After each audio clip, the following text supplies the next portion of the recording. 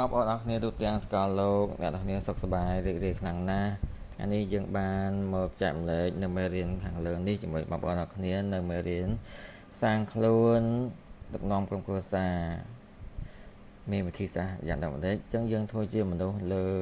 ពិភពលោកនេះពិភពលោកគឺដូចជាភូមិមួយអញ្ចឹងក្នុងក្រៅគឺមានការរំពឹងទុកថានៅក្នុងពេលដែលយើងរៀននៅក្នុងអនឡាញនៅក្នុងពេលតែមួយនេះគឺមានសំណួរមួយសូមសួរបងប្អូនគ្នាឲ្យគិតពិចារណាអរគ្នាថាសូមសួរថាឆាកជីវិតរបស់យើងឥឡូវនេះគឺស្ថិតនៅក្នុងស្ថានភាពយ៉ាងដូចម្តេចទៅគឺក្បៀសគឺមួយក៏ខណ្ឌគឺមួយក៏ស្នើទានមួយក៏សញ្ញាសួរមួយក៏សញ្ញាចុចមានមនុស្សអ្នកខ្លះគឺជារាល់ថ្ងៃគឺពោពេញដោយការភ្ញាក់ផ្អើលដូចជារាល់ថ្ងៃអាទិត្យគឺយើងមានការរៀនសូត្រតាមអនឡាញហើយក៏ក្នុងមួយថ្ងៃមនុស្សម្នាក់គឺគាត់រៀបចំនៅកម្មវិធីរបស់គាត់មេរៀនរបស់គាត់ program របស់គាត់អ្នកខ្លះថាគាត់គិតថារៀងរាល់ថ្ងៃពេលដែលគាត់ភ្ញាក់ពីដេកគឺថាគាត់យកចិត្តថ្លែងអំណរគុណថាអូពិភពលោកគឺថាមានអ្វីៗល្អជាច្រើនអញ្ចឹងមានអ្នកខ្លះទៀតគឺគាត់គិតថារៀងរាល់ថ្ងៃរបស់គាត់គឺហាក់ដូចជាសញ្ញាខណ្ឌអញ្ចឹងសញ្ញាខណ្ឌនេះគឺពេលដូចជាចាត់ទុកថ្ងៃដែលគាត់នៅគឺជាថ្ងៃចុងក្រោយក្នុងជីវិតរបស់គាត់អញ្ចឹងគាត់រស់នៅជារាល់ថ្ងៃគឺជារៀងរាល់ថ្ងៃដែលមានធម៌ពលវិជ្ជមាននិងសុខភាពនិយមឆ្លងផុតនៅមួយថ្ងៃចុងក្រោយរបស់ពួកគាត់អញ្ចឹងអ្នកខ្លះគេថាក្នុងមួយថ្ងៃគឺតែងតែមានសញ្ញាសួរមិនបានជាសញ្ញាសួរថាជីវិតអត់មានគោលដៅជីវិតដែលឃើញគោលដៅគឺដូចជានៅលើសមុទ្រអត់មានទិសដៅគឺប្រដូចជាយើងជិះឡាននៅលើផ្លូវល្បឿនលឿនអត់ដឹងថាយើងត្រូវទៅទិសមួយណានោះទេរាល់ថ្ងៃគឺមានញឹកតែរស់នៅអត់ដឹងច្បាស់ទិសដៅនៃជីវិតអញ្ចឹងមកគឺចង់ជម្រាបដល់បងនៅតាមពិភពលោក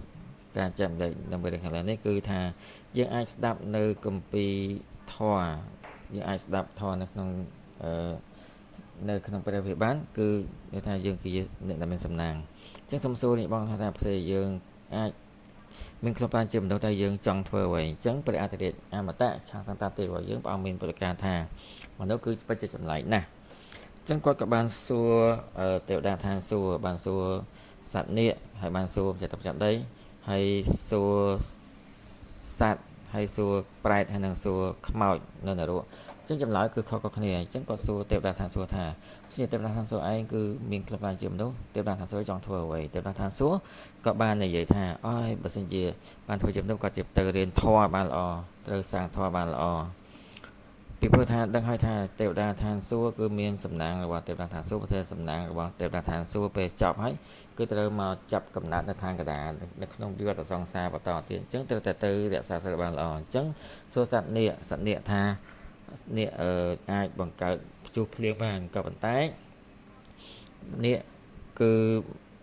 มันអាចលោតផ្លោះពីរង្វង់នៃវិបត្តិសង្សារទេគឺត្រូវតែធ្វើជាមនុស្សហើយត្រូវរក្សាសិលបានល្អដើម្បីរួចផុតអំពីទុក្ខវេទនានៅក្នុងវិបត្តិសង្សារអញ្ចឹងសូមចិត្តប្រចាំដីបាននិយាយថាផ្សេងចិត្តប្រចាំដីអាចធ្វើជាមនុស្សគឺត្រូវតែទៅកសាងបុណ្យកុសលដល់ខ្លួនឯងមិនបានជាចិត្តប្រចាំដីនិយាយបែបដូច្នេះគាត់ថាគាត់មិនចង់ធ្វើជាចិត្តប្រចាំដីអង្គុយនៅកន្លែងមួយហ្នឹង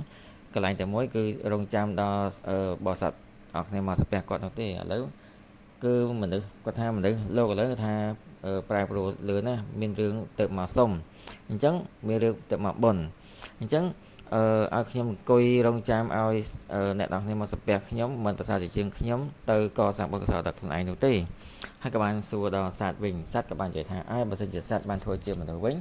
សត្វគឺត្រូវតែខិតខំប្រឹងប្រែងកសាងអំពើល្អឲ្យបានច្រើនគឺត្រូវមានបញ្ញាដូចជាមនុស្សគឺត្រូវលុតផ្លោះអំពីនៅទុក្ខលំបាកនៃវិបត្តិសង្សារបានហើយសួរប្រែតក៏បាននិយាយថាផ្សេងជាប្រែតបានធ្វើជាមនុស្សអញ្ចឹងប្រែតប្រកាសជាការសិក្ខាបទនឹងហូបបួសបានល្អពីព្រោះថាពេលដែលប្រែតនៅធ្វើជាមនុស្សគឺអត់បានរក្សាអត់បានថាថែរក្សានៅម្ហូបអាហារគឺខ្ជះខ្ជាយទើបកើតមកជាប្រែតហើយមុខមាត់គួរឲ្យអាក្រក់មើលអញ្ចឹងបើសិនជាប្រែតអាចធ្វើជាមនុស្សបានគឺត្រូវតែថែរក្សានៅអ្វីៗដែលមាននៅលើលោកនេះបាទអញ្ចឹងត្រូវថែរក្សានៅខ្លួនការជំនួសដើម្បីមកសាងធម៌អាសាសិលដើម្បីមកលុតផ្លោះឲ្យចេញអំពីរង្វង់នៃវិបត្តិសង្សារអញ្ចឹងក៏បានសួរសត្វ ក៏បានសួរនៅខ្មោចនៅនរកខ្មោចនៅនរកក៏បាននិយាយថាផ្សេងខ្មោចនៅនរកបានចាប់ចិត្តធ្វើជាមនុស្សគឺប្រកាសជាគោរពនៅសិល5ហើយគោរពនៅក្រមសីលធម៌នៅក្នុងឋានកដាលហើយខ្មោចបាននិយាយថានៅឋាននរកម្ដងតិចម្ដងក្តៅគឺគ្មានមធ្យោបាយអាចម្ចាស់ការលើខ្លួនឯងបាននោះទេសិនជាខ្មោចអាចចាប់ចិត្តធ្វើជាមនុស្សគឺប្រកាសជាត្រូវទៅរក្សាសិលបានល្អលុតផ្លោះចេញអំពីរង្វង់នៃទុក្ខលំបាកនៃវិបត្តិសង្សារហើយសំណួរនេះក៏បានសួរនៅមនុស្សឋានកដាលអញ្ចឹងអធិរាជអមតៈបានមានបទការថាឥឡូវអ្នកនរគ្នាគឺបានធ្វើជាមនុស្សហើយអ្នកឯងចាំបានអ្វីយើងដឹងទេថាមនុស្សឆ្លើយយ៉ាងម៉េចមនុស្សឋានកដាលបានឆ្លើយថាខ្ញុំចង់មានសេចក្តីស្នេហាដ៏ពេញលេញខ្ញុំចង់បានមានស្ដុកស្ដំអញ្ចឹងយើងគិតមកមនុស្សលើនេះគឺក្រៅពីមានតំណែងហើយគឺចង់បានអំណាចទៀតហើយកាន់តែត្រូវការអ្វីចង់បានផ្ទះថ្មីហើយចង់បានឡានថ្មីហើយកាន់តែត្រូវការនៅមាសពេជ្រកែវកងជាច្រើនហើយមាននៅដីស្រែបានច្រើនដូច្នេះហើយបងប្អូនគ្នាតើអ្នកនរគ្នាយល់ឃើញថានៅក្នុងហ្នឹងអ្នកណាគេឆ្លាតជាងគេមានបញ្ញាជាងគេយើងគិតពិចារណាមើលអ្នកគិតមើលឆ្លងកាត់ជាច្រើនតាំងពីទេវតាឋានសួគ៌ម្ចាស់តាមចាស់ដីតាំងពីខ្មោចប្រែតសត្វហើយនឹងនាគគឺពួកគាត់ទាំងអស់គឺចង់ធ្វើជាមនុស្សហើយគ្រប់បានជាមនុស្សហើយគឺត្រូវធ្វើជាអ្នកអាសាសិលម្នាក់ដ៏ល្អឥឡូវនេះយើងបានធ្វើជាមនុស្សហើយតែយើងត្រូវលោតផ្លោះឲ្យចេញនៅច្រវាក់ដែលចងយើងដូចជាមុខមាត់កិត្តិយសជាដើមនោះនិងអំណាចនិងការចាំបានជាដើមនោះដើម្បីមកសាងរក្សាសិលម្ល៉េះអញ្ចឹងឥឡូវយើងមកពិភាក្សាគ្នានៅការសាងធម៌ការសាងខ្លួនឲ្យបានល្អអញ្ចឹងយើងចេញពីណាយើងចេញពីក្រុមគ្រួសាររបស់យើងឆ្នៃយើងនៅក្នុងក្រុមគ្រួសាររបស់យើងគេថាជីវិតរបស់មនុស្សយើងគឺឃ្លានឆ្ងាយពីក្រុមគ្រួសារទេអញ្ចឹងយើងគឺជាសមាជិកមួយរូបនៅក្នុងក្រុមគ្រួសារអញ្ចឹងវិធីសាស្ត្រនៃការសាងធម៌រក្សាសិលក្នុងក្រុមគ្រួសារគឺជាមេរៀនដែលយើងត្រូវរៀនអ្នកខ្លះគឺក្នុងមួយជីវិតគឺថាគាត់មានអ្នកម្ដងមិនល្អនៅក្នុងក្រុមគ្រួសារនោះទេអ្នកខ្លះទៀតគឺមានអ្នកម្ដងល្អយ៉ាងស្អិតល្បុតនៅក្នុងក្រុមគ្រួសាររបស់ពួកគាត់អញ្ចឹងគេបាននិយាយថាឪពុកដែលមាន IQ ខ្ពស់ម្ដាយគឺមានអារម្មណ៍ល្អក្នុងខ្លួនគឺជាភូគប់ដ៏ល្អគឺជាហុងស៊ុយរបស់គ្រួសារគេថាភមង្គលនៅក្នុងក្រុមគ្រួសារមិនមែនម្ដាយមិនចេះខឹងទេក៏ដូចជាម្ដងក្រោយក៏ជាម្ដាយរបស់គេដែរត្រឹមត្រូវហើយបើទោះជាមានអារម្មណ៍មិនល្អជាច្រើនក៏អាចនៅកន្លែងលោកឪពុកគឺធ្វើឲ្យបាត់នៅអារម្មណ៍មិនល្អគឺមិនចេះកំហឹងលើកូនអញ្ចឹងចិនក៏បាននិយាយថាក្រុមគ្រួសារតែមានសក្តិរម្នាក់គឺរឿងអ្វីៗក៏ហេងដែរអញ្ចឹងមុននឹងមានរឿងហេងកាត់ឡើងនៅក្នុងគ្រួសារគឺឪពុកមានក្តីស្រឡាញ់ឪពុកមានក្តីស្រឡាញ់គឺម្ដាយនឹងស្ងប់ស្ងាត់ម្ដាយស្ងប់ស្ងាត់គឺពាក់ព័ន្ធនឹងបរិយាកាសនៅក្នុងក្រុមគ្រួសារអញ្ចឹងកូនក៏មានថាការស្ងប់ស្ងាត់សុខសប្បាយអញ្ចឹងកូនដែលសុខសប្បាយទៅក្រុមគ្រួសារមានសុខដុមរមនាអញ្ចឹងសុភាសិតនិយាយថាក្រុមគ្រួសារមានសុខដុមរមនាទៅរឿងទាំងអស់គឺហេងអញ្ចឹងនៅក្នុងសភៅធម៌ទាំង4គឺសភៅតាស្រីក៏បានប្រាប់ឲ្យយើងមកដឹងថា古之欲明明德于天下者，先持其国；先持其国者，先齐其家；欲齐其家者，先修其身。ចឹងពាក្យខាងលើនេះគឺប្រាប់យើងបានដឹងថាគឺចាប់ដើមចេញពីចិត្តរបស់ដើមចេញពីខ្លួនរបស់យើងហើយឈានដល់ប្រទេសឈានដល់សង្គមឈានដល់ពិភពលោកទាំងមូលគឺដើមចេញពីខ្លួនយើងចឹងខ្លួនយើងនេះគឺយើងបាននិយាយឲ្យថាយើងមិនងាយស្រួលទេដែលយើងបានខ្លួនប្រាណជាមនុស្សហើយយើងមិនខ្លួនបានជាមនុស្សគឺធ្វើឲ្យខ្លួនប្រាណជាមនុស្សនេះគឺឲ្យកាន់តែល្អកាន់តែភាសាគឺទៅតែផ្ដើមអំពីចិត្តរបស់យើងរក្សាចិត្តរបស់យើងឲ្យល្អសិនដូច្នេះនៅក្នុងសភៅតាស្រីក៏បានប្រាប់ឲ្យយើងបានដឹងថាសវ័យសិវសិនចៃសមចៃចឹងឈីស៊ីងចាសាងខ្លួនគឺមានថាត្រូវតម្រង់ចិត្តចឹងខ្លួនមានការខឹងគឺមិនត្រង់មានការភ័យខ្លាចគឺមិនត្រង់មានការសបាយគឺមិនត្រង់មានការព្រួយបារម្ភគឺមិនត្រង់យើងមើលហេតុអ្វីបានជាសាងខ្លួនគឺពាក់ព័ន្ធជាមួយនឹងចិត្តរបស់យើងគេបាននិយាយថាអ្វីៗគឺកើតចេញអំពីចិត្តអ្វីៗគឺរលត់ដោយចិត្តអញ្ចឹងចេញអំពីចិត្តនិងកំណត់របស់យើង នៅរាជវង្សឆេងគឺមានមនុស្សម្នាក់ឈ្មោះវ៉ាងហ្វុងអ៊ីគាត់គឺជាមនុស្សសប្បុរសម្នាក់តែពិតគាត់អត់ចេះអក្សរគាត់ក៏អត់ចេះព្យាបាលជំងឺទេក៏តែទេវតាក៏បានប្រទាននៅសមត្ថភាពដ៏ពិសេសដល់គាត់ឲ្យគាត់ចេះព្យាបាលជំងឺឲ្យគេគាត់ក៏មិនមែនពេទ្យទេគ្រាន់តែថាគាត់មានសមត្ថភាពដ៏ពិសេសដែលទេវតាបានប្រទានឲ្យគាត់ប្រើនៅចិត្តគំនិតរបស់មនុស្សដើម្បីទៅព្យាបាលឲ្យគេអញ្ចឹងគេបាននិយាយថាមនុស្សយើងមិនមែនឈឺទេគឺមិនមែនឈឺដោយរាងកាយទេគឺចិត្តមនុស្សទេដែលធ្វើយើងឈឺអញ្ចឹងលោកវ៉ាងហ្វុងអ៊ីគឺមានមួយថ្ងៃគឺមានលោកម្នាក់ដែលនៅសិង្ហជាវហ្នឹងគឺគាត់គឺជាមនុស្សម្នាក់ដែលមានថាចាស់ទុំនៅក្នុងតំបន់មួយអញ្ចឹងគាត់ឈឺមិនងាយជាឈឺអត់ជាទេហើយទេវតាបានបញ្ជាសពគាត់ថាអ្នកឯងទៅរកលោកវ៉ាងហ្វុងអ៊ីទៅគេនឹងព្យាបាលឲ្យអ្នកឯងអញ្ចឹងគេក៏ស្មានថាវ៉ាងហ្វុងអ៊ីគឺជាទេវតាដល់ប្រកែតែគាត់មិនមែនជាទេវតាប្រកែទេគាត់គ្រាន់តែប្រើនៅកម្ពីធម៌ដើម្បីទៅព្យាបាលឲ្យគេអញ្ចឹងលោកសិង្ហជាវហ្នឹងពេលដែលគាត់ដែលជាចាស់ទុំក្នុងភូមិហ្នឹងគាត់បានរៀនសៀវភៅជាច្រើនអញ្ចឹងវ៉ាងហ្វុងអ៊ីក៏បាននិយាយថាអ្នកឯងរៀនសៀវភៅច្រើនអញ្ចឹងអ្នកឯងដឹងទេថាសៀវភៅក៏អាចព្យាបាលជំងឺបានដែរអញ្ចឹងសិង្ហជាវសៀងសឹងហ្នឹងក៏បាននិយាយថាមិនអាចទេព្យាបាលជំងឺគឺត្រូវប្រើថ្នាំពេទ្យអញ្ចឹងវ៉ាងហ្វុងអ៊ីក៏បាននិយាយប្រាប់លោកតាហ្នឹងថាជំងឺរបស់លោកតាឯងគឺដូចជាសៀវភៅក្នុងតាស្រាគឺនិយាយនៅ4មិនត្រង់គឺពិតជាចំមែនតើអញ្ចឹងគាត់បាននិយាយជាមួយលោកតានឹងថាអ្នកឯងគិតមើលលោកតាឯងគឺនៅឃើញនៅក្នុងក្រុមគ្រួសាររបស់លោកតាឯងលោកតាឯងគឺជាចាស់ព្រឹទ្ធាចារ្យក្នុងក្រុមគ្រួសារអញ្ចឹងតើលោកឃើញមនុស្សនៅក្នុងក្រុមគ្រួសារលោកតាឯងគឺទៅភ្នែកឲ្យខឹងមែនអត់អញ្ចឹងដូចជាសភៅក្នុងតាស្រាបាននិយាយថាសិនយោសហ្វិនជាអញ្ចឹងខឹងចេញពីខ្លួនអញ្ចឹងលោកតាឯងគឺខ្វល់ខ្វាយកូនរបស់លោកតាឯងដែលថាកូនគឺរៀនហើយអត់អាចប្រឡងជាប់ធ្វើជាមន្ត្រីអញ្ចឹងលោកតាឯងមានការភ័យខ្លាចមែនអត់ហើយមួយទៀតលោកតាឯងគឺក្រុមគ្រួសារគឺមានលុយមានអំណាចមានគេឈ្មោះតែលោកតាឯងគឺតែងតែបួងសួងសុំឲ្យព្រះសុំឲ្យលោកតាឯងគឺកាន់តែមានមុខមាត់ជាងនឹងទៀតតាមទៀតគឺលោកតាឯងគឺមានការចំណែនហើយព្រះទេវតាលើកគឺប្រទានឲ្យលោកតាឯងគឺច្រើនណាស់តាំងពីមុខមាត់អំណាចពេលដែលដកហូតបាត់ទៅលោកតាឯងគឺមានការចំណែនគឺមានការបារម្ភទៅមិនត្រង់ត្រូវអត់អញ្ចឹងលោកតាក៏បានឮសូរចឹងហើយគឺថាអូគាត់ធ្វើខុសច្រើនដូច្នេះធ្វើយ៉ាងម៉េចអញ្ចឹងវ៉ាងហ្វុងអ៊ីក៏បានប្រកាសថាអ្នកឯងគឺហៅសមាជិកក្រុមគ្រួសារមកទាំងអស់ហើយសូមសមាគមលេទោសថាលោកតាឯងខុសហើយត្រូវអុជធូបប្រាប់ដូនតាឯងថាដូនតាអើយកូនចៅធ្វើខុសហើយអញ្ចឹងលោកតាក៏បានកោះហៅបាទសមាជិកក្រុមគ្រួសារមកអស់ហើយថាពីមុនគឺធ្វើខុសអញ្ចេះ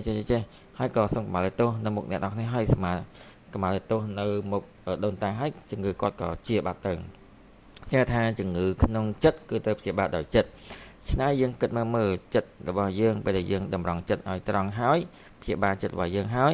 គឺអាចឈានដល់ការដឹកនាំក្រុមគ្រួសារអញ្ចឹងនៅក្នុងសភៅតាសៀវក៏បានប្រាប់យើងបានដឹងថា所谓奇奇家在修其身者人之其所亲爱而辟焉知其所见恶而辟焉知其所敬畏而辟焉知其所哀矜而辟焉知其所傲惰而辟焉故好而知其恶恶而知其美者天下鲜矣ដូច្នេះហើយនៅក្នុងអត្ថបទខាងលើនេះគឺប្រាប់យើងបានដឹងថាត្បិតមនុស្សយើងម្នាក់គឺប្រព្រឹត្តគឺតែងតែមានការលំអៀងគឺមានការផ្អៀងអញ្ចឹងយើងជាឈីសោឈិញឲ្យអភិយានគឺមានន័យថាយើងសាកគិតមើលយើងចំពោះអ្នកដែលមានបណិស័យជាមួយយើងឬក៏នៅក្នុងក្រុមគ្រួសាររបស់យើងគឺមានកូនគឺបាននិយាយថាមិនបានជាប៉ាម៉ាក់របស់ខ្ញុំហើយបើជាលំអៀងទៅលើណាគេម្នាក់ហើយគេធ្វើអ្វីមួយក៏ត្រូវមិនដឹងមិនខ្វល់ថាគាត់ធ្វើអ្វីមួយគឺពុកម្ដាយគឺស្បាយចិត្តនឹងគាត់អញ្ចឹងនេះគឺជាការអីគឺមានការភីមានថាការខ្វះនៅយុត្តិធម៌ចំពោះខ្លួនឯងស្រឡាញ់ចូលចិត្តគឺមានការលំអៀងទៅលើអ្នកដែលយើងស្រឡាញ់ហ្នឹងអញ្ចឹងចំពោះកូនដែលមានកិច្ចការធ្វើបានល្អអញ្ចឹងកូន គឺការសភៅដេកគឺយើងតែបដូរពាក្យមកនិយាយថាកូនយុទ្ធដាក់ដល់ឋានៈសម្បីតែដេកក៏រៀនដែរបាទអញ្ចឹងយើងសាកកិច្ចមកនេះគឺជាការលំអៀងអញ្ចឹងដូច្នេះហើយមានថ្ងៃមួយគឺមានទេវទូត2បាទទេវទូត2គឺត្រូវទៅវាស់ចិត្តរបស់មនុស្សអញ្ចឹងទេវទូតទាំងពីរគឺមួយចាស់មួយក្មេងហើយទេវទូតទាំងពីរនេះគឺទៅផ្ទះអ្នកមានពេលដែលទៅដល់ផ្ទះអ្នកមានតាមពិតគឺប្រកបអត់មានចិត្តល្អនោះទេថាផ្ទះរបស់យើងគឺមានបន្ទប់ក្រោមដីទៅដេកបន្ទប់ក្រោមដីទៅហើយក៏អត់មានរយៈដល់ភ្នៀវទេអញ្ចឹងពេលតែដេកនោះគឺទេវទូតដែលមានវ័យរៀងចំណាស់ក៏បានឃើញនៅបន្ទប់ក្រោមដីគឺមានរុនមួយហើយពេលដែលក្រាលកតេលហើយក៏បានបាំងរុនហ្នឹងទៅអញ្ចឹងទេវទូតដែលវ័យក្មេងក៏បាននិយាយថាសទ្ធិនេះគឺធ្វើមិនល្អណាស់យើងមិនបានជាឯងត្រូវប៉ះអញ្ចឹងប៉ុណ្ណានេះអញ្ចឹងទេវតាចាស់ក៏អត់មាននិយាយទេថ្ងៃទី2គឺទេវតាទាំងពីរគឺបានទៅផ្ទះក្រុមគ្រួសារទី2គឺផ្ទះកសិករម្នាក់អញ្ចឹងប្តីប្រពន្ធកសិករនេះគឺថាយកចិត្តដាក់ឈឺឆ្អាននឹងភ្ញៀវហើយក៏យកបន្ទប់ដ៏ធំឲ្យទេវទូតទាំងពីរហ្នឹងស្នាក់នៅមួយយប់ហើយក៏ឲ្យនៅចំណីអាហារហូបដឹងទេពេលតែថ្ងៃបន្ទាប់ប្តីប្រពន្ធទាំងពីរនាក់នេះគឺមានគោគឺបែរជាស្លាប់បាត់ទៅហើយគឺឈឺចាប់ដោយសារគោនឹងវាងាប់អញ្ចឹងទេវទូតវ័យក្មេងក៏បាននិយាយថាអីឋានលើអីក៏អយុត្តិធម៌ម្លេះគិតមើលគាត់ធ្វើល្អដាក់យើងយ៉ាងដូចនេះមិនបានជាថ្ងៃបន្ទាប់គោរបស់គាត់ងាប់បាត់អញ្ចឹងទេវទូតចាស់ក៏បាននិយាយថារឿងមិនមែនដូចអ្នកឯងគិតយ៉ាងដូចនេះនោះទេយើងទៅដល់ផ្ទះអ្នកមានមិនបានជាខ្ញុំត្រូវប៉ះបណ្ណារុនហ្នឹងពីព្រោះខ្ញុំឃើញនៅក្នុងរុនហ្នឹងគឺមានលាក់នៅមានពិការកងជាច្រើនដោយសារតែអ្នកមានហ្នឹងគឺថាអត់ចេះបរិច្ចាគគឺម៉ៅស្វិតអញ្ចឹងខ្ញុំអត់ឲ្យគាត់ទទួលបានមាសពិការកងនោះទេបាំងវាទៅអញ្ចឹងចំពោះកសិករនេះមិនបានជាគោនឹងងាប់ដោយសារតែមច្ចុគឺត្រូវមកយកជីវិតរបស់កសិករនេះតែយើងក៏បានបង្វែរឲ្យគោនេះគឺងាប់ជំនួសកសិករនេះអញ្ចឹងយើងក៏មើលឃើញដោយការយល់ខុស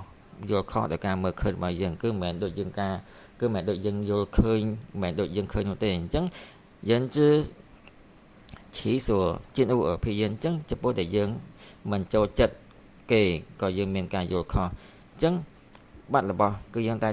យល់ខុសថាប្រកាយប្រហែលជាអានោះប្រហែលជាគាត់នឹងធ្វើហើយប្រហែលជាគាត់នឹងធ្វើគាត់នឹងយកហើយអញ្ចឹងមានមនុស្សប្រុសម្នាក់គឺនៅដើរពេលដើរហ្នឹងគឺថាគាត់ឃើញចង្គៀងប្រេងហើយគាត់យកចង្គៀងប្រេងយកមកខាត់ទៅក៏បានឃើញខ្មោចដែលចេញដូចជារឿងនិទានគឺអាឡាដាំងចេញមកហើយអាឡាដាំងក៏បានអរគុណដែលបានជួយយើងចេញពីចង្គៀងដើម្បីតបស្នងអ្នកឯង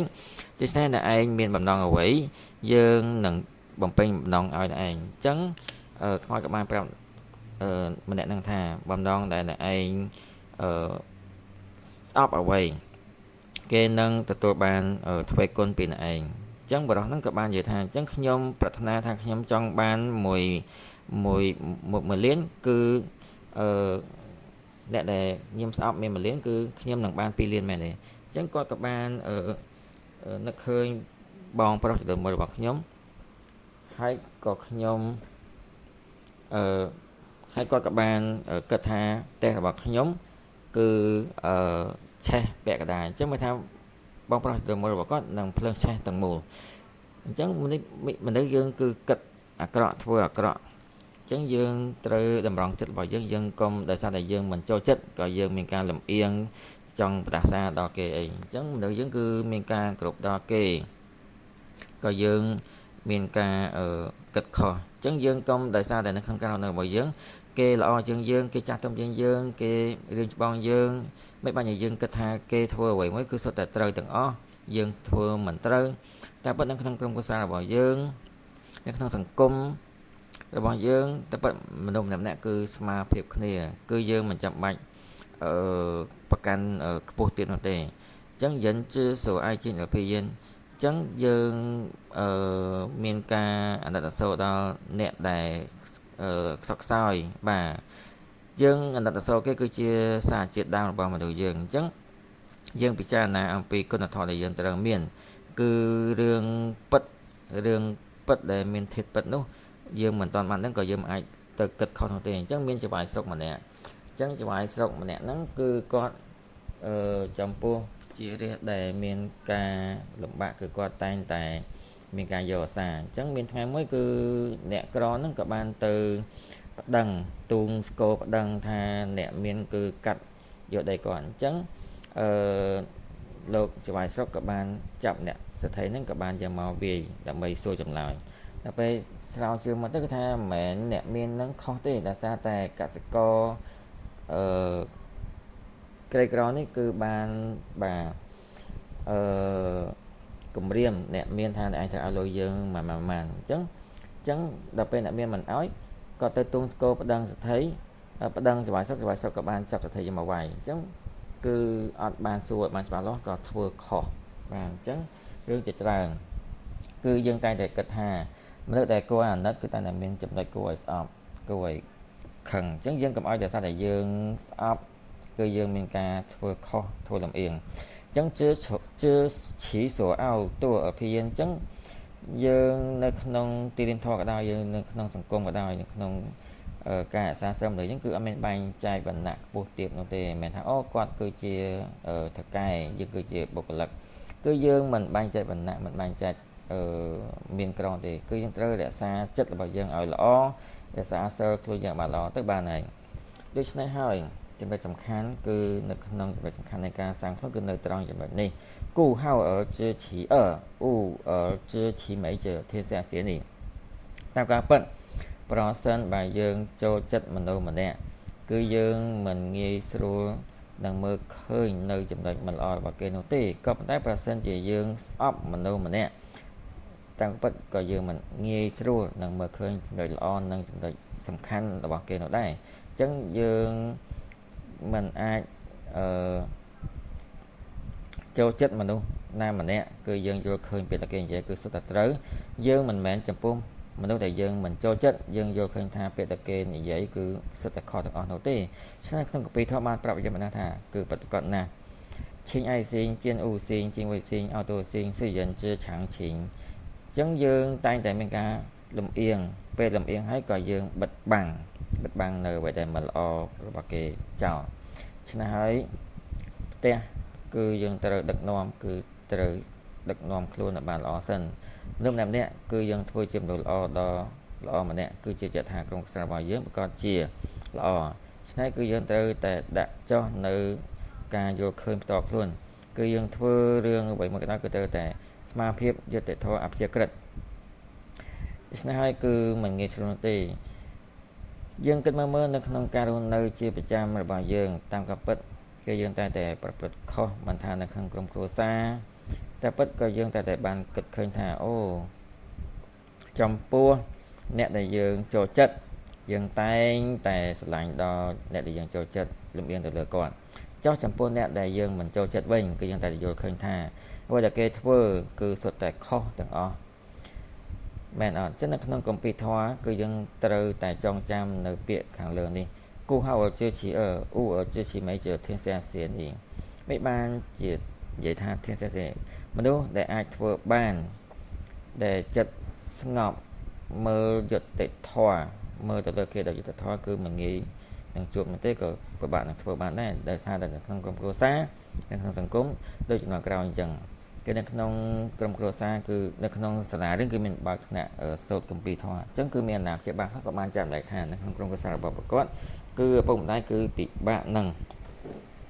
គឺធ្វើឲ្យស្មារតីចំពោះកូនរបស់គាត់មាននោះទេអញ្ចឹងមនុស្សយើងឥឡូវម្នាក់គឺដោយសារតែទ្រព្យសម្បត្តិដោយសារតែមុខរបររកស៊ីក្រុមគ្រួសារគឺមានការជន្លោះគឺមានការប្រជែងនៅទ្រព្យសម្បត្តិគេដូនតាអញ្ចឹងដោយសារតែនៅចំពោះមុខផលប្រយោជន៍គឺឪពុកម្ដាយគឺប្រហែលជាលំអៀងទៅលើកូនណាម្នាក់មិនបានជាបងប្អូន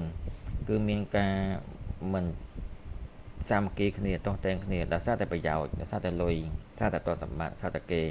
ចឹងយើងគិតថាមនុស្សយើងនៅក្នុងโลกនេះយើងអាចធ្វើបានឲ្យស្មារតីអព្យាក្រឹតគឺមិនងាយស្រួលនោះទេគឺពិបាកខ្លាំងណាស់ចឹងនៅក្នុងគម្ពីរធម៌ក៏ប្រាប់យើងមកដឹងថាសាងចិត្តរក្សាចិត្តនេះគឺយើងត្រូវសាងខ្លួនគឺត្រូវសាងអំពីចិត្តជាមុនសិនពេលតែចិត្តរបស់យើងទៀងត្រង់ហើយចិត្តរបស់យើងតម្រង់ត្រង់ហើយកាយរបស់យើងទៅឈរត្រង់ដើរត្រង់ឈរត្រង់ទៅបាន យុត្តិធម៌អព្យាក្រឹតបានអញ្ចឹងមនុស្សយើងគឺមានការប្រែប្រួលនៅក្នុងសង្គមដ៏ជោគជ័យនេះតើឲ្យតែយើងដើរឲ្យបានត្រង់ឈរឲ្យបានត្រង់គិតត្រង់និយាយត្រង់គឺជឿជាក់ថាយើងក៏ជាអាចជួបអ្នកដែលមានបុណ្យយើងអាចធ្វើអ្វីមួយគឺនឹងបានសម្រេចរលូនដោយជោគជ័យអត់មានឧបសគ្គនោះទេអញ្ចឹងដូចជានៅក្នុងថ្នាក់គម្ពីរធម៌គឺមានអាណាព្យាបាលម្នាក់គឺថាគាត់ទៅដល់ណាក៏គាត់មានសិទ្ធិថតដាក់គេដែរហើយក៏គាត់មិនដែលមានអារម្មណ៍ថាគេមានឋានៈទាបជាងគាត់មើលស្រាលគេនោះទេអញ្ចឹងគាត់ទៅដល់ណាក៏ដោយគឺមនុស្សជាច្រើនគឺស្ម័គ្រចិត្តនឹងជួយដល់គាត់ហើយក៏ពិតជាដូចគេនិយាយថានៅក្នុងគម្ពីរធម៌ពាក្យមួយឃ្លាគឺតែងតែមានអត្ថន័យល្អហើយយើងត្រូវចងចាំនៅពាក្យថាកុំយល់ឃើញថាគេធ្វើល្អហើយគឺគ្មានទោសកំហុសហើយកុំគិតថាគាត់ធ្វើបាទអ្នកដែលថាយើងមិនចូលចិត្តបែរជាយើងមិនជឿជាក់ទៅលើគេអញ្ចឹងតើតើនៅមេរៀនសាងខ្លួនដឹកនាំក្រុមគ្រួសារអញ្ចឹងមេរៀនរបស់យើងគឺយើងចែកម្លែកមួយវគ្គសិនអញ្ចឹងយើងនឹងបន្តនៅវគ្គទី2ធ្វើម៉េចដើម្បីដឹកនាំក្រុមគ្រួសារបានអញ្ចឹងសូមអរគុណបងប្អូនទាំងអស់គ្នាទូទាំងពិភពលោកអ្នកទាំងអស់គ្នាសុខសប្បាយអញ្ចឹងឥឡូវនេះយើងមកបន្តនៅមេរៀនវគ្គ2នៃការសាងខ្លួនដឹកនាំក្រុមគ្រួសារអញ្ចឹងចំណុចសំខាន់នៃការដឹកនាំក្រុមគ្រួសារអញ្ចឹងក្រុមគ្រួសារគេបាននិយាយថាក្រុមគ្រួសារគឺជាគ្រឹះនៃសន្តិភាពនៅក្នុងសង្គមអញ្ចឹងការរក្សាសិលគឺជារក្សាសិលនៅក្នុងសង្គមនៅក្នុងធម្មការពណ៌សយ៉ាងនេះអញ្ចឹងការដឹកនាំក្រុមគ្រួសារគឺអាចកែប្រែនៅជោគវាសនាមនុស្សម្នាក់អញ្ចឹងក្រុមគ្រួសារគឺគាត់ជាសប្បាយរីករាយមានសុភមង្គលអញ្ចឹងយើងមកមើលថាសង្គមក្រុមគ្រួសារគឺជាមូលដ្ឋានគ្រឹះនៃសន្តិភាពនៃសង្គមអញ្ចឹងយើងមើលក្រុមគ្រួសារគឺពិសេសមែនតើភាសាអង់គ្លេសគឺ family គឺអ្វីគឺ F គឺតំណាងឲ្យ father គឺឪពុក N ហើយនឹង A មានថា N មានថានឹងហើយ M មានថា mother គឺម្ដាយ I គឺមានថាខ្ញុំហើយ L មានថា love គឺស្រឡាញ់ហើយ Y មានថា you គឺស្រឡាញ់អ្នកអញ្ចឹងគឺបង្ហាញយ៉ាងច្បាស់លាស់នៅក្នុងភាសាអង់គ្លេសគឺប្រាប់យើងមិនដឹងថាក្រុមគ្រួសារគឺ stand for គឺឪពុកហើយនិងម្ដាយខ្ញុំស្រឡាញ់អ្នកគឺគុំជុំនេះគឺ family គឺយើងគឺជាក្រុមគ្រួសារតែមួយអញ្ចឹងក្រុមគ្រួសារគឺមានសារៈសំខាន់យ៉ាងដូចម្ដេចគឺសារៈសំខាន់ខ្លាំងណាស់អញ្ចឹងមនុស្សម្នាក់គឺសុទ្ធសឹងតែមានការរស់នៅក្នុងក្រុមគ្រួសារដែលយើងចង់បានអញ្ចឹងយើងបានអាននៅមេរៀននៅក្នុងសភៅតាអាសៀក៏បានប្រាប់យើងថាការសាងខ្លួនដឹកនាំក្រុមគ្រួសារគ្រប់គ្រងប្រទេសជាតិពិភពលោកនិងសន្តិភាពអញ្ចឹងនៅក្នុងនោះគឺមានពាក្យ3អក្សរដ៏សំខាន់គឺកតញ្ញូស្រឡាញ់បងប្អូននិងព្រហ្មវិហារធម៌អញ្ចឹងកតញ្ញូគឺមានថាកូនត្រូវកតញ្ញូចំពោះចាស់ទុំពុកម្ដាយអញ្ចឹងអ្នកនរគ្នាគិតមើលថាមនុស្សឥឡូវនេះគឺត្រូវបរៀនឲ្យចេះកតញ្ញូអត់ត្រូវបរៀនអត់គឺត្រូវតែបរៀនបើមិនជាយើងមិនបរៀនទេគឺជំនាន់ក្រោយយើងគឺអត់ដឹងអំពីកតញ្ញូនោះទេអញ្ចឹងយើងនឹងចែកម្លែកមួយថាធ្វើម៉េចទៅបរៀនឲ្យកូនយើងចេះកតញ្ញូអញ្ចឹងទី2គឺអក្សរ T គឺមានថាចេះស្រឡាញ់បងប្អូនគ្រប់បងប្អូនអញ្ចឹងអក្សរ C មានថាម៉េចគឺថាឪពុកចំពោះកូនម្ដាយចំពោះកូនគឺមានថាព្រហ្មវិហារធម៌អញ្ចឹងក្រុមគ្រួសារគឺមានសុភមង្គលគឺមានដោយការចេះកតញ្ញូចេះស្រឡាញ់គ្នាទៅវិញទៅមកក្នុងរបៀបបងប្អូនហើយពុកម្ដាយគឺមានព្រហ្មវិហារធម៌ចំពោះកូនគឺជាអ្វីដែលយើងចង់បានគ្រប់គ្នាអញ្ចឹងគឺយើងបានលើកគេនិយាយថាគ្រួសារមួយគឺមានកពីអ្វីគឺកពីដែលពិបាកនឹងសោតជាមានថាក្រុមគ្រួសារមួយគឺមានបញ្ហាដែលយើងត្រូវប្រឈមខុសៗគ្នាអញ្ចឹងយើងមកមើលនិយមន័យនៃផ្ទះអត្ថន័យនៃអក្សរផ្ទះគឺចំណងជើងគឺក្រុមគ្រួសារតែមួយអ៊ីចាយ៉ាងអញ្ចឹងក្នុងអត្ថន័យបទចម្រៀងគឺបាននិយាយថាការសប្បាយរបស់ខ្ញុំគឺមកពីសម្លេងសើចរបស់អ្នកអញ្ចឹងសម្លេងសើចនៅក្នុងផ្ទះរបស់យើងមានឬមិនមានអញ្ចឹងឥឡូវនេះគឺយើងចង់លើសូរសម្លេងដែលសប្បាយរីករាយនៅក្នុងក្រុមគ្រួសារគឺរៀងពិបាកនឹងលើសម្លេងសើចប្រយោគទី2បើសិនជាអ្នកស្រក់ទឹកភ្នែកគឺខ្ញុំនឹងឈឺចិត្តជាងអ្នកទៀតអញ្ចឹងបើសិនជាក្រុមគ្រួសាររបស់យើង ជួបនៅរឿងមួយដែលមិនសប្បាយចិត្តរឿងមួយដ៏កាត់ទុកគឺមកថាមានអ្នកឈឺដេកពេទ្យគឺយើងឃើញថាក្រុមគ្រួសារដែលស្ថិតនៅក្នុងបរិយាកាសដ៏លំបាកដ៏ទុក្ខសោកជាមិនសិនជាអ្នកយំខ្ញុំនឹងពិបាកចិត្តជាអ្នកទៀតដោយសារតែយើងជាក្រុមគ្រួសារតែមួយគឺមិនមែនថាយើងគឺជាមនុស្សដែលចាត់ទុកយើងគឺជាអ្នកនៅខាងក្រៅសង្គមនោះទេអញ្ចឹងអ្នកគឺអ្នកខ្ញុំគឺមិនមែនអញ្ចឹងទេអញ្ចឹងប្រយោគទី3ថាក្តីសុបិនរបស់ខ្ញុំគឺត្រូវការអ្នកបើកសម្រេចទាំងអស់គ្នាអញ្ចឹងនៅក្នុងកីឡាប្រកួតបាទឡើងលើឆាកទទួលពានរង្វាន់គឺយើងតែងតែលើកសរកីឡាករក៏បានឡើងលើឆាកតែងតែនិយាយពាក្យចាប់អារម្មណ៍ចំណាប់អារម្មណ៍ថាអរគុណដល់ក្រុមគ្រួសារអរគុណដល់អ្នកទាំងគ្នាដែលជួយគ្រប់គ្រងដែលធ្វើឲ្យក្តីសុបិនរបស់កីឡាករបានសម្រេចអញ្ចឹងក្តីសុបិនរបស់យើងគឺត្រូវការមានអ្នកជួយផ្សេងៗជាច្រើនអញ្ចឹងហើយក្តីស្រឡាញ់របស់អ្នកដែលផ្ដល់ឲ្យខ្ញុំគឺធ្វើខ្ញុំមានសេចក្តីក្លាហានកាន់តែធ្វើគុណជាមិនសិនជាសមាជិកក្រុមគ្រួសារមិនលើកទឹកចិត្តមិនផ្ដល់សេចក្តីស្រឡាញ់ទេតើសេចក្តីក្លាហានចេញពីណាមកដោយសារតែយើងគឺជាក្រុមគ្រួសារតែមួយគឺយើងចេះយកអាស្រ័យគ្នាទៅវិញទៅមក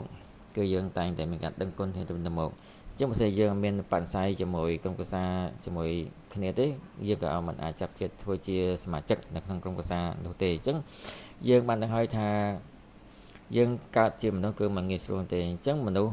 មានច្រើននៅលើពិភពលោកហើយយើងអាចចាប់ចិត្តធ្វើជាមនុស្សនៅក្នុងក្រុមគ្រួសារតែមួយជាថាបរិស័យនៅក្នុងហ្នឹងគឺជ្រាលជ្រៅមែនទែនទើបយើងអាចធ្វើជាសមាជិកក្រុមគ្រួសារតែមួយបាន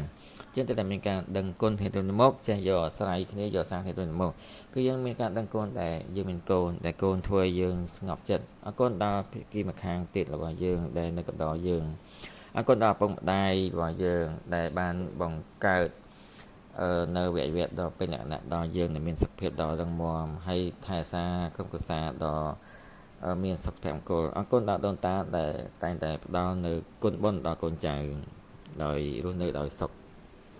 ពីព្រោះយើងគឺជាក្រុមគ្រួសារតែមួយគឺយើងចែករំលែកនៅក្នុងជីវភាពក្រុមគ្រួសារទាំងអស់គ្នាអញ្ចឹងនៅក្នុងក្រុមគ្រួសាររបស់យើងថាមានអ្នកដែលចេះដឹងគុណចេះចែករំលែកចេះជួយគ្នានោះគឺយើងមានសេចក្តីក្លាហាននិងមានចំណឿចិត្តនេះគេហៅថានេះគឺជានិយមន័យនៃក្រុមគ្រួសារនៃផ្ទះអញ្ចឹងវិធីសាស្ត្រនៃការដឹកនាំក្រុមគ្រួសារយ៉ាងដូចម្ដេចបាទទោះជានៅក្នុងសមាជិកនៅក្នុងគ្រួសារម្នាក់ៗគឺមានអត្តចរិតខុសៗគ្នាក៏ដោយអញ្ចឹងក៏គឺធ្លាប់បានដឹកនាំឋានៈ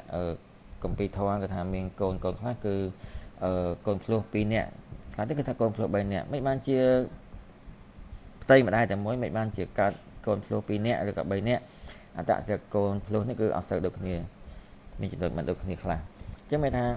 យើងកើតមកគឺយើងមានអត្តចរិតខុសគ្នាគឺត្រូវតែមានការយកគ្នាទៅវិញទៅមកនៅក្នុងវិធីសាស្ត្រនៃការដឹកនាំក្រុមគ្រួសារនោះចំណុចទី1គឺត្រូវតែចេះគ្រប់គ្នាចេះស្រឡាញ់គ្នាគឺ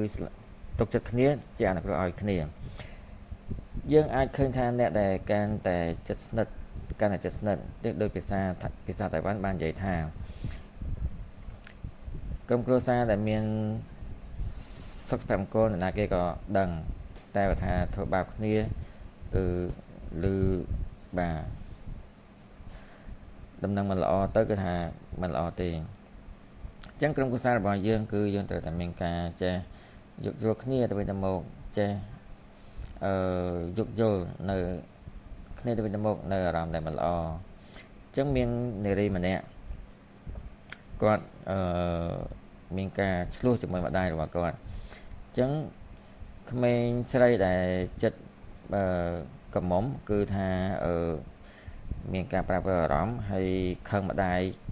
ថាឈប់មកផ្ទះហើយអញ្ចឹងខឹងមួយម្ដាយថាលេងចូលផ្ទះហើយអញ្ចឹងកូនស្រីនេះពេលតែចេញទៅផ្ទះគឺស្មើតែលុយម៉ាស៊ីនក៏មិនបានយកទៅក៏អត់បានទេទូរស័ព្ទទៅផ្ទះនោះទេពេលគាត់ចេញពីផ្ទះដើរដល់យប់ឃ្លានខ្លាំងណាស់ហើយក៏បានឃើញបាទទូគេឆាកាទៀវហើយយប់ហើយគេអត់ទាន់រើតូបទេអញ្ចឹងដើរមកនៅមុខតូបហ្នឹងគឺអត់ទាន់បាន អីហូបទេហើយតកែឃើញថាក្មួយស្រីឯងឃ្លានមែនទេមួកក្បាលអញ្ចឹងតកែក៏បានឆាបាទ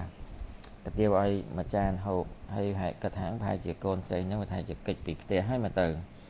ហើយអត់មានលុយទេមកទៅអញ្ចឹងក៏បានដាក់ទៀននៅកាទៀវមួយចានឲ្យហើយកូនស្រីហ្នឹងហូបហើយគឺថាសក់ទឹកភ្នែកហើយរំភើបចិត្តហើយមិនបានជាអ្នកដែលមិនស្គាល់គ្នាលោកតកែនេះគាត់ដាំគាត់ធ្វើមីឲ្យខ្ញុំហូបដ៏ឆ្ងាញ់តែខ្ញុំគឺជេរខ្ញុំដេញខ្ញុំចេញពីផ្ទះអញ្ចឹងបាក់ចិត្តអញ្ចឹងតកែក៏បាននិយាយមួយក្មួយស្រីថាក្មួយស្រីឯងគាត់មើលខ្ញុំអត់ស្គាល់ក្មួយស្រីឯងទេខ្ញុំគាត់តែធ្វើមីឲ្យក្មួយស្រីឯងហូបក្មួយស្រីឯងគឺដឹងគុណខ្ញុំយ៉ាងដូចនេះរំភើបចិត្តដល់ស្រស់ទឹកភ្នែកតែកូនស្រីឯងមានដឹងទេម្ដាយរបស់កូនស្រីឯងគឺធ្វើល្អដាក់កូនស្រីឯងតាំងពីកើតរហូតដល់បាត់ជើងក្រហមដល់ពេលនេះតែមិនដែលដឹងគុណម្ដាយដែរអត់អញ្ចឹងកូនស្រីក៏បានក្មួយស្រីក៏បាននឹកឃើញអូកូនម្ដាយគឺធ្ងន់ធ្ងរណាស់គុណម្ដាយគឺធ្ងន់ធំដូចភ្នំអញ្ចឹងមិនបានជាខ្ញុំដឹងគុណអ្នកក្រៅជាងដឹងគុណម្ដាយរបស់ខ្ញុំអញ្ចឹងមិនបានជាខ្ញុំត្រូវខឹងម្ដាយខ្ញុំធ្វើអីអញ្ចឹងសេចក្តីស្រឡាញ់របស់ម្ដាយគឺពិតប្រាកដណាស់គឺមិនអាចបំភ្លេចអញ្ចឹងគឺត្រូវតែចេះគោរពពុកម្ដាយចេះស្រឡាញ់ពុកម្ដាយចេះជឿទុកចិត្តទៅលើពុកម្ដាយអញ្ចឹងមានប្តីប្រពន្ធពីរនាក់ឆ្លោះគ្នាហើយមានក្រុមគ្រួសារមកទៀតគឺគ្រួសារគឺសប្បាយរីករាយអញ្ចឹងក្រុមគ្រួសារដែលឆ្លោះគ្នានេះក៏មានអារម្មណ៍ឆ្ងល់មិនបានជាផ្ទះចិត្តខាងគឺឮសូរតែសំឡេងសើចសប្បាយរីករាយអញ្ចឹងផ្ទះរបស់យើងមិនបានជាឆ្លោះគ្នារាល់ថ្ងៃអញ្ចឹងហើយក៏បានទៅសួរគ្នា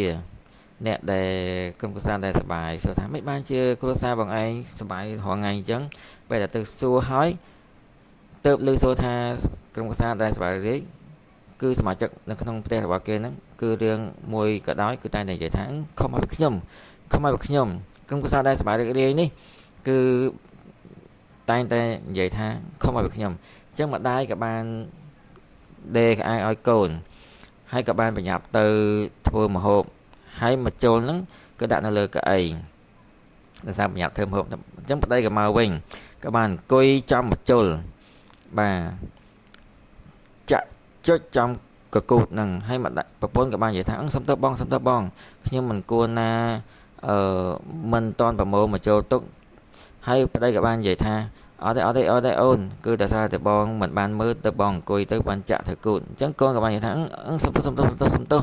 គឺអរគុណម្ដាយដែលបានដេកខោឲ្យខ្ញុំមិនតន់បានប្រមូលទុកផងអញ្ចឹងក្រុមគ្រួសារដែលសប្បាយរីកនេះគឺថាសមាជិកមួយគឺតែងតែបន្ទោសខ្លួនឯងទាំងអស់ខំមកពីខ្លួនឯងទាំងអស់អញ្ចឹងក្រុមគ្រួសារដែលឆ្លោះគ្នាអូយល់ហើយតែពិតនៅក្នុងក្រុមគ្រួសាររបស់អ្នកដែលឆ្លោះគ្នាហ្នឹងគឺតែងតែបន្ទោសនេះទៅមកមិនបានជាមិនប្រមូលកៅហាលហើយទុកអញ្ចឹងហើយម្ដាយក៏បានបន្ទោសកូនថាកូនឯងមិនទៅបត់ក្អៅអញ្ចឹងនៅក្នុងគ្រួសារគឺតែរឿងក្បិចក្បុកក៏ឆ្លោះគ្នាទៅវិញទៅមកឆ្លោះគ្នាគឺដោយសារតែរឿងក្បិចក្បុកអញ្ចឹងផ្សេងយើងវិញបើថាក្រុមគ្រួសារដូចគ្នាយើងថាខំមកខ្ញុំតើពិបាកនិយាយអត់ទេមែនទេយើងថាសុំទោសខំមកខ្ញុំសុំទោសដោយសារតែខ្ញុំអញ្ចឹងយើងត្រូវតែរៀនសូត្រថាយើងត្រូវតែរៀនសូត្រនិយាយពាក្យមួយឃ្លាដែលយើងធ្វើខុសអ្វីមួយហើយយើងមានបដិសេធជាមួយក្រុមគ្រួសាររបស់យើងដល់មិនងាយស្រួលបាននេះគឺត្រូវតែចេះថែសាងគ្នាទៅមកអញ្ចឹងទី2គឺការរីកចម្រើនដោយការចេះឈឺឆ្អើរគឺការលើកសរសើរគ្នាអញ្ចឹងយើងគឺជាអាណាព្យាបាលតែយើងបានឲ្យកូនឃើញយើងអាចធ្វើជាគំរូដល់កូនបានល្អហើយឬនៅអញ្ចឹងយើងជាអាណាព្យាបាលយើងត្រូវតែធ្វើជាគំរូរបស់កូនអញ្ចឹងកូនគឺអាចមើលឃើញយើងហើយការរីកចម្រើនរបស់កូនពីក្មេងរហូតដល់ធំគឺទៅតែនៅកំដរកូនយើងជានិច្ចអញ្ចឹងនៅក្នុងសាលារៀនគឺបានបាទជំរុញការបើកថ្នាក់រៀនកពីធម៌អស់ជិត20ឆ្នាំនេះអញ្ចឹងវាថាការអប់រំដែលយកចិត្តទុកដាក់ចំពោះកូនគឺដូចឥឡូវនេះគឺនៅសាលារៀនគឺរៀងរាល់អាទិត្យគឺមានមួយយប់បាទគឺផ្សព្វផ្សាយអំពីការសូត្រកពីធម៌អញ្ចឹងពេលវេលាផ្សេងគឺយ៉ាងម៉េចដែរគឺនៅក្នុងក្រុមគឺមានក្រុមមួយគេហៅថាបតក ចឹងគ្រប់ហ្នឹងគឺគ្រប់បន្តនេះគឺរីករាយមែនទែនចឹងនៅពេលដែលចេញពីរៀនគឺមានវីដេអូដែលផុសចូលក្នុងគ្រប់ដែលមានការថតនៅវីដេអូដែលកូនអាននៅកពីធម៌គ្រប់គ្នាអញ្ចឹងរៀងរាល់ថ្ងៃគឺមិនមែនត្រឹមតែកូនទេសូម្បីតែឪពុកម្ដាយរបស់កូនក៏នៅកំដរកូនអានកពីធម៌ឲ្យផុសចូលក្នុងគ្រប់អញ្ចឹងកូនគឺបទថាមករៀននៅថ្នាក់កពីធម៌នៅក្នុងព្រះវិហារគឺសូម្បីតែឪពុកម្ដាយក៏រៀនជាមួយកូនគឺមិនមែនមានតែកូនរៀនតែម្នាក់នោះទេអញ្ចឹងយើងត្រូវតែធ្វើជាគំរូដ៏ល្អដល់កូនផ្ដល់នៅបញ្ញាទុកនៅបញ្ញាញាណឲ្យកូនមិនមែនទុកនៅលុយកាក់ឲ្យកូននោះទេតែថាលុយកាក់គឺអាចចាយអស់ក៏តែបញ្ញាហើយនឹងបញ្ញាគឺមិនចាយអស់ទេអញ្ចឹងមាននារីដែលជាអ្នកបម្រើម្នាក់គឺនាំកូនហើយទៅផ្ទះសេដ្ឋីហើយក៏បានជួយធ្វើការងារអញ្ចឹងមានថ្ងៃមួយគឺសេដ្ឋីស្រីក៏បាននិយាយថាអ្នកឯងអាចនៅដល់យប់បានទេដោយសារយប់មានការប្រជុំគឺអាចថែមមកដល់យប់បានអត់អញ្ចឹងម្ដាយនេះក៏បាននិយាយថាអ្នកបម្រើស្រីក៏បាននិយាយថាខ្ញុំមានកូនម្នាក់គឺខ្ញុំមិនអាចទុកឲ្យកូនខ្ញុំនៅផ្ទះម្នាក់ឯងទេគឺខ្ញុំត្រូវតែឲ្យកូនខ្ញុំនៅជាមួយខ្ញុំអញ្ចឹងសេដ្ឋីស្រីក៏បាននិយាយថាអត់អីទេអ្នកឯងយកកូនអ្នកឯងមកតែថ្ងៃនេះគឺយើងមានជប់លៀងអញ្ចឹងឲ្យកូនចេញមកមើលសង្គមក៏បានដែរអញ្ចឹងម្ដាយនឹងគឺជាអ្នកបម្រើគេគឺឋានៈរបស់គាត់គឺជាអ្នកបម្រើទេអញ្ចឹងមិនបានជាអាចឲ្យកូននៅជាមួយអ្នកដែលជាភ្ញៀវកិត្តិយសនោះអញ្ចឹងគាត់ក៏បាននឹកឃើញក៏បាននិយាយប្រាប់កូនថាកូនម៉ាក់នាំកូនឯងទៅចូលរួមកម្មវិធីអញ្ចឹងម្ចាស់កម្មវិធីនេះគឺបានត្រៀមបន្ទប់មួយឲ្យកូនឯងអញ្ចឹងម្ដាយហ្នឹងគឺធ្វើការនៅផ្ទះសេដ្ឋីហ្នឹងអញ្ចឹងបន្ទប់ហ្នឹងគឺជាបន្ទប់ទឹកនៃផ្ទះសេដ្ឋីហ្នឹងអញ្ចឹងបន្ទប់ទឹកសេដ្ឋីនេះគឺធំមែនតើអញ្ចឹងអ្នកបម្រើក្នុងផ្ទះសេដ្ឋីហ្នឹងដែលជាម្ដាយរបស់កូនហ្នឹងបានប្រាប់ឲ្យកូនថាកូនម្ចាស់ផ្ទះគឺចិត្តល្អណាស់គឺឲ្យយើងមានបន្ទប់ VIP មួយអញ្ចឹងម្ដាយក៏បានសម្អាតបន្ទប់ទឹកនេះឲ្យស្អាតហើយរៀបតុនៅក្នុងបន្ទប់ទឹកនេះហើយឲ្យកូនហ្នឹងនៅក្នុងបន្ទប់ VIP ហ្នឹងតែពិតគឺជាបន្ទប់ទឹកទេតែម្ដាយដែលជាអ្នកបម្រើហ្នឹងគឺធ្វើឲ្យបន្ទប់ហ្នឹងខ្លាយទៅជាបន្ទប់មួយដែលអាចបន្លំភ្នែកកូនបានអញ្ចឹងហើយម្ដាយក៏បានទិញផ្លូវមន់ដើម្បីឲ្យកូនថាឃើញទេសេដ្ឋីត្រៀមបន្ទប់ VIP ហើយឲ្យផ្លូវមន់ហូបទៀតតែពិតម្ដាយហ្នឹងអត់ដែរទិញឲ្យកូនហូបទេតែពេលថ្ងៃហ្នឹងគឺក៏ដាច់ចិត្តទិញឲ្យកូនហូបអញ្ចឹងម្ដាយហ្នឹងក៏បានហៅកូនមកហើយសេដ្ឋីស្រីហ្នឹងបាននិយាយថាចាណាកូនឯងអញ្ចឹងគាត់ក៏ខ្មាស់សេដ្ឋីស្រីហ្នឹងខ្មាស់លោកតកែស្រីហ្នឹងក៏មិនហើយក៏បានប្រាប់ថាកូនខ្ញុំនៅបន្ទប់ទឹកអញ្ចឹងម្ចាស់ស្រីក៏បានប្រហែលជាគិតថាអ្នកបម្រើហ្នឹងប្រហែលជាគួរសមបាទអញ្ចឹងក៏បានទៅចូលទៅក្នុងបន្ទប់ទឹកក៏បានឃើញហើយក៏បានឮសូរកូនហ្នឹងក៏បានសួរថាអ្នកមីងគឺជាម្ចាស់ផ្ទះនេះមែនអរគុណហើយអ្នកមីងដែលបានអញ្ជើញខ្ញុំមកចូលរួមកម្មវិធីហើយរៀបចំបន្ទប់ VIP ឲ្យខ្ញុំហើយផ្លូវមកគឺឆ្ងាញ់មែនអញ្ចឹងម្ចាស់ស្រីក៏បានគិតថាអ្នកបម្រើស្រីនេះដែលជាអ្នកបម្រើនៅផ្ទះរបស់គាត់នេះគឺមានបញ្ញាញាណមែនតែនបើថាគាត់ធ្វើជាអ្នកបម្រើនៅក្នុងផ្ទះរបស់គាត់ក៏ពិតមែនតែគាត់ដើម្បីកុំឲ្យកូនគាត់ថាមានការបាក់ទឹកចិត្តក៏ប្រើនៅការប្រឌិតបែបនេះដើម្បីកុំឲ្យកូនមានអារម្មណ៍មួយ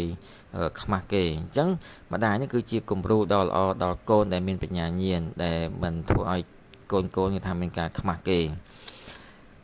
នេះគឺជាបញ្ញាញាណរបស់ម្ដាយដែលជាអ្នកបម្រើគេអញ្ចឹងយើងសាកគិតមកមើលក្រុមគ្រួសាររបស់យើងប្រសិនបើសំឡេងសប្បាយរីករាយនៅក្នុងក្រុមគ្រួសាររបស់យើង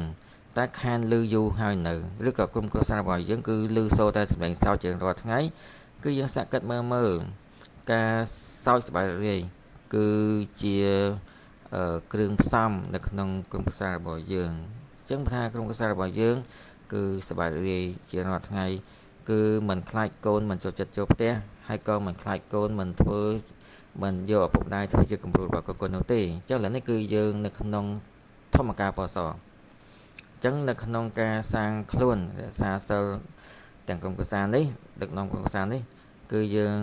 ធ្វើជាកូនបាទគឺយើងធ្វើជាអ្នករក្សាសិលជាទេវតាគឺប្រពន្ធជាមិត្ត បាទកូនជាអ្នកកំដរយើងនៅក្នុងការរក្សាសិលនេះអញ្ចឹងអ្នកដែល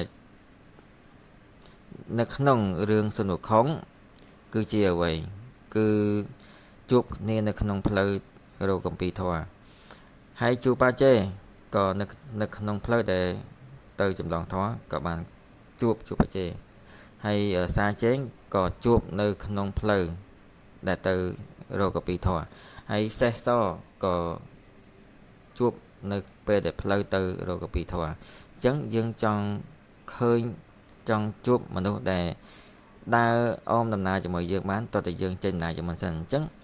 គឺយើងមានក្តីសុបិននិងមានការតស៊ូនៅដំណើរផ្លូវយើងទៅមុខអ្នកដែលជួយយើងនឹងបង្ហាញខ្លួនក៏ដើររបស់យើងច្បាស់លាស់ដើរទៅមុខអ្នកដែលមានបុណ្យនឹងជួយយើងដឹងហើយថាខាងជេងកូនសិស្សទាំង4ជាមួយគាត់គឺឆ្លងកាត់អស់9ដង81គ្រោះទៅអាចជួបនៅកពីធម៌ទៅបាននៅកពីធម៌អញ្ចឹងរាជវង្សខាងដ៏ធំគឺស្ដេចលីសេមីងគឺបានទទួលគ្រូហើយនឹងកូនសិស្សទាំង4នាក់ពេលដែលត្រឡប់មករាជវង្សខាងវិញអញ្ចឹងនៅពេលដែលជប់លៀងស្ដេចលីសេមីងបានសួរខាងជេងថាអ្នកឯងជោគជ័យគឺពឹងទៅលើអ្វីខាងជេងបាននិយាយថាពឹងទៅលើជំនឿចិត្តពឹងទៅលើការជឿជាក់ទៅអាចជួបសេចក្តីស្លាប់មិនខ្លាចទៅបានកពីធម៌សួរថាកំពីសួរថាសុនខុងអ្នកឯងពឹងទៅលើអីសុនខុងនិយាយថាគឺខ្ញុំពឹងទៅលើសមត្ថភាពនិងធនធានមនុស្សដែលយើងដែលខ្ញុំមានបើខ្ញុំគ្មានមធ្យោបាយទេគឺខ្ញុំនឹងខ្ចីកម្លាំងពីមិត្តភ័ក្តិអញ្ចឹងជួបបច្ចេក៏បានឆ្លើយថាខ្ញុំគឺចូលចិត្តស្រីស្អាតក៏តែមិនដែលជាជោគជ័យគឺដោយសារតែខ្ញុំជ្រើសរើសធីមត្រូវខ្ញុំចូលធីមនេះត្រូវហើយទៅខ្ញុំអាចបើខ្ញុំមិនចង់ជោគជ័យក៏នៅតែជោគជ័យហើយសួរថាសាចេងមិនបានជាឯង slot បែបដូច្នេះឯងអាចជោគជ័យសាចេងនិយាយថាគឺខ្ញុំគិតសាមញ្ញខ្ញុំស្ដាប់បង្គាប់ខ្ញុំជឿជាក់ខ្ញុំធ្វើតាមគ្រូប្រាប់ទើបខ្ញុំជោគជ័យអញ្ចឹងបែរថាយើងគិតថារឿងនេះគឺជារឿងត្រឹមត្រូវគឺយើងនៅតែប្រកាន់ភ្ជាប់នៅរឿងដែលយើងគិតថាត្រូវនេះធ្វើឲ្យបានល្អដើរដល់ចំបញ្ចប់នេះជាគន្លឹះសំខាន់អញ្ចឹងទើបយើងអាចមើលឃើញនៅទេសភាពដ៏ល្អដែលយើងឈានដល់ទីកំពូលនោះអញ្ចឹងអ្វីដែលសំខាន់គឺយើងត្រូវតែរកឃើញនៅចំណុចស្នូលនៅក្នុងទូនាទីដែលយើងត្រូវដែលយើងមានអញ្ចឹងដើម្បីឲ្យកូនទទួលបាននៅសេចក្តីស្រឡាញ់ចាប់អារម្មណ៍នៅសេចក្តីស្រឡាញ់ដែលព្រះទេវតាឋានលើផ្ដល់ជូនអញ្ចឹងយើងមានក្រុមគ្រួសារគឺយើងឃើញកូនរបស់យើងធំទៅតែពេលតែកូនយើងមានអាយុកាន់តែច្រើនទៅហើយគឺមានពាក្យមួយដែលតែលើកទឹកចិត្តដល់យើងថាកូនរបស់អ្នកមិនមែនជាកូនរបស់អ្នកទេយើងគិតថាកូនរបស់យើងធំហើយគឺយើងមិនអាចដឹងចិត្តរបស់កូនរបស់យើងទាំងអស់នៅបាននោះទេក៏ប៉ុន្តែគឺដូចជារឿងកពីធម៌រឿងທາງជើងទៅរកកពីធម៌អញ្ចឹងដូចជាជួបបច្ចេគឺចូលធីមត្រូវហើយអញ្ចឹងយើងនឹងជោគជ័យទៅតាមជាមួយធីមរបស់យើងអញ្ចឹងយើងឲ្យកូនរបស់យើងចូលទៅក្នុងធីមនៅក្នុងធីមដែលជោគជ័យមួយកូនរបស់យើងក៏ជោគជ័យដែរអញ្ចឹងចំកគឺតែចាំដែរថានៅក្នុងថ្នាក់កំពីធម៌គឺកូននៅក្នុងការលូតលាស់គឺមានការរីកចម្រើនខុសគ្នាអញ្ចឹងនៅក្នុងព្រះវិហារ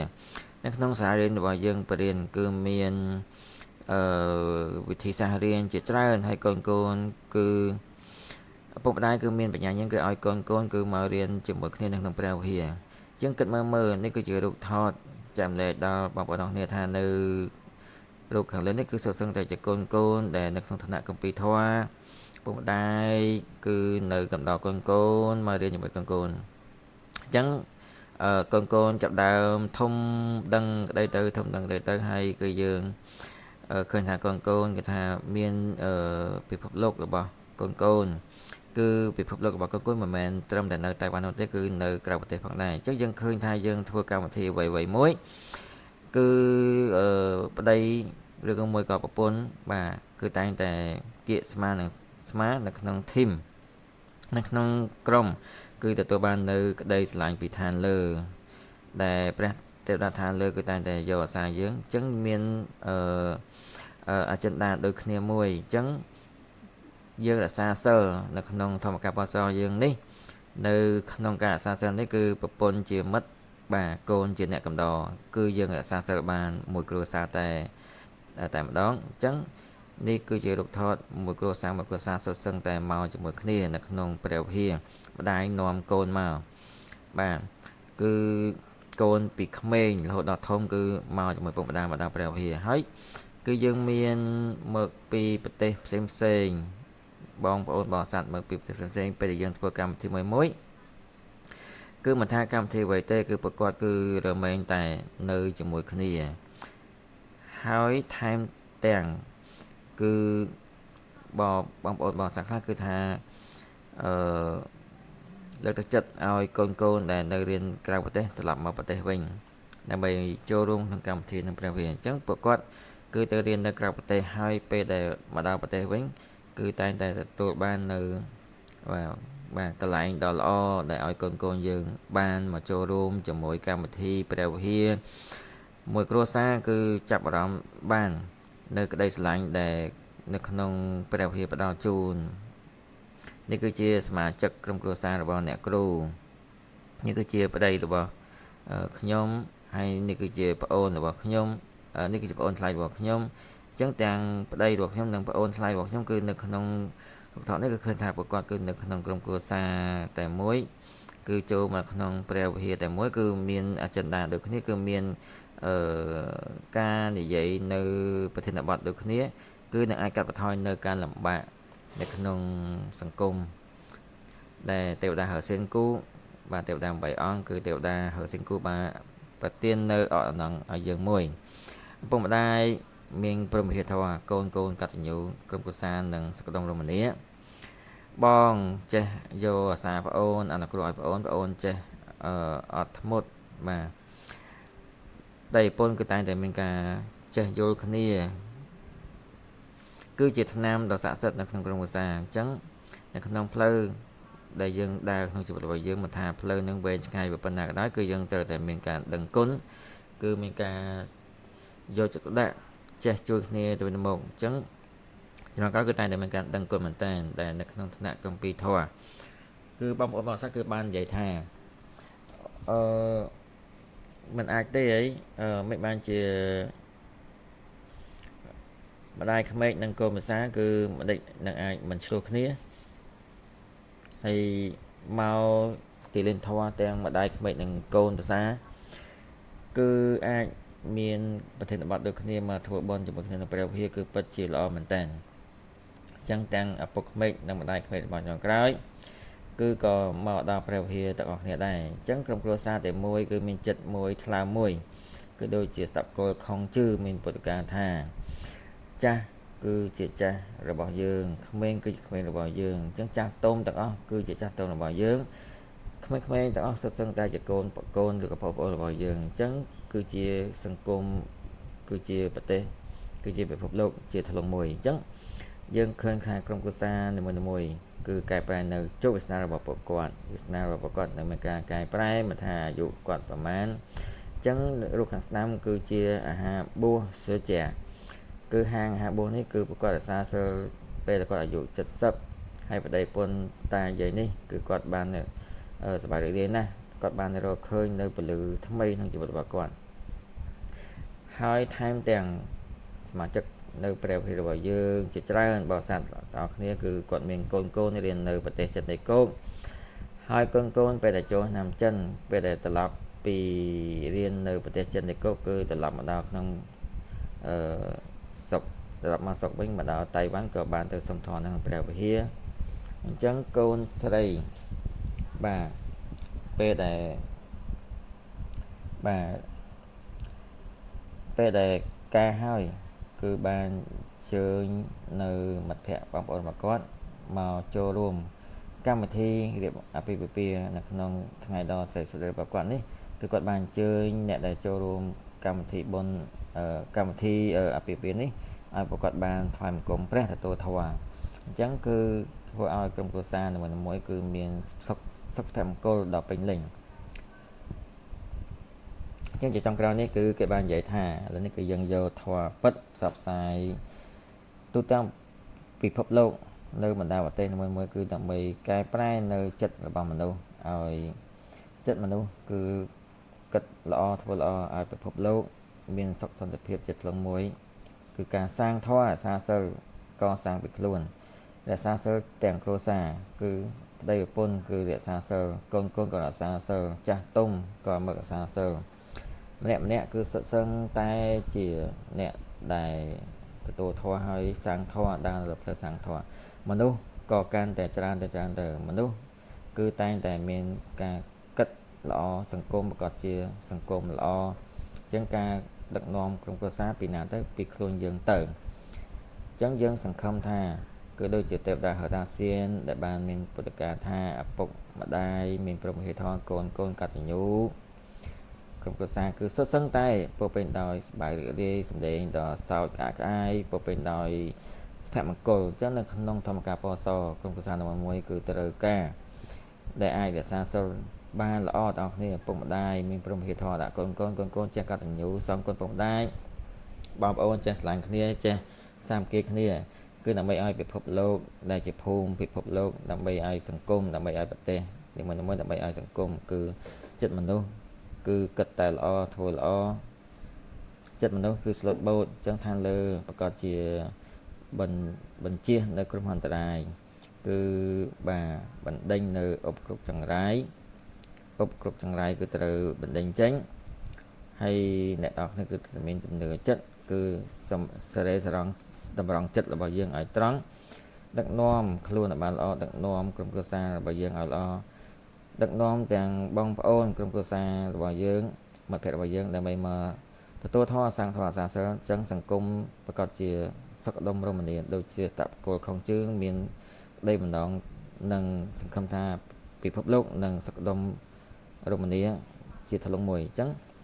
សង្ឃឹមថាចំពោះបងប្អូនបរិស័ទទូទាំងពិភពលោកគឺនឹងមានសុភមង្គលសូមជូនពរបងប្អូនគ្នាមានសុភមង្គលកិច្ចការប្រាថ្នាអ្វីៗបានសម្រេចដោយបំណងបាទអញ្ចឹងសូមអរគុណ